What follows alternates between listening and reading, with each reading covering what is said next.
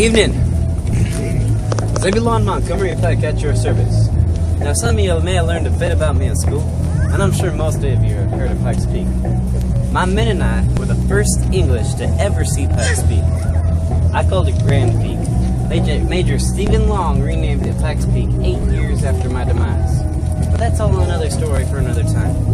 Tonight, I feel like getting a few things off my chest, and perhaps setting a record or two straight. It was in 1794. Well, then I looked just like you see me today. I was 15 when I joined the U.S. Army, following in my father's footsteps. 5 years later, I became second lieutenant in the 1st Infantry Regiment. Now, I might have gone on like that, putting my time in, out in the wilderness, but I was a proud and ambitious young man.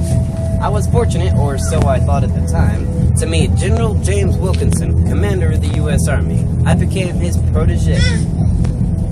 In the summer of 1805, General Wilkinson gave me a very difficult assignment.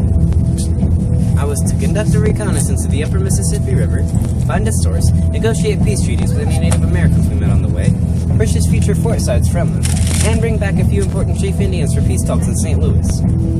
No biggie, right? Well, I'm not going to go into every detail of that trip right now, but let's just say I wasn't all that successful with those Indians. I did, however, bring back a whole lot of geographical information about the new Louisiana Territory. I guess General Wilkinson thought that my map-making skills and my keen eye and sharp memory would be useful, because the next thing I know, I was being ordered out of camp. Only this time, I was to accompany a group of Osage Indians to their home in Kansas, find the headwaters of the Arkansas and Red Rivers, that's what it was, and go into Spanish territory and spy on them. That's what I said. I was to become a spy. Now, I didn't know it at the time, but when General Wilkinson sent me up the Mississippi, he was down at Fort Massac conspiring with Vice President Aaron Burr.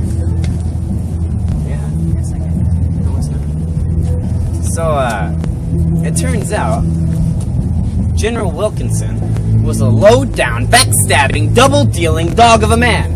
He was supplying Spain with information about the United States, and he was using me to do it. I thought I was doing my duty. I was a pawn. Still not clear what kind of treason they were up to. Some kind of coup in the West about separating the Western territories from the Union, or maybe taking Texas from the Spanish without officially involving the U.S. government or President Thomas Jefferson. I don't know. Well, anyway, I think I've gone on a bit of a tangent.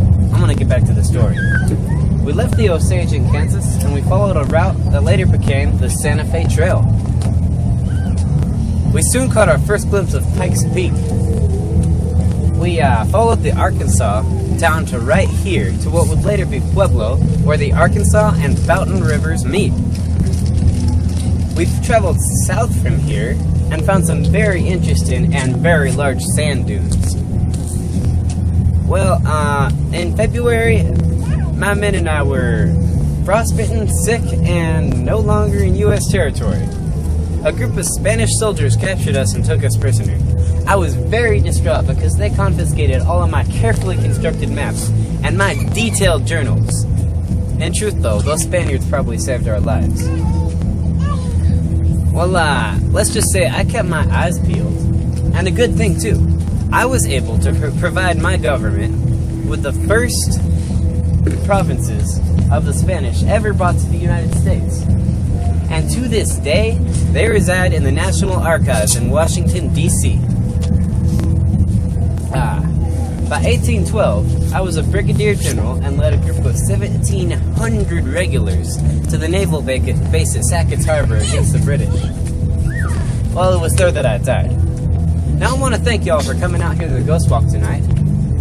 And I hope you stay warm. And, well, just don't go home yet, because there's a few more ghosts here tonight with some real interesting stories that you won't want to miss. Thank you.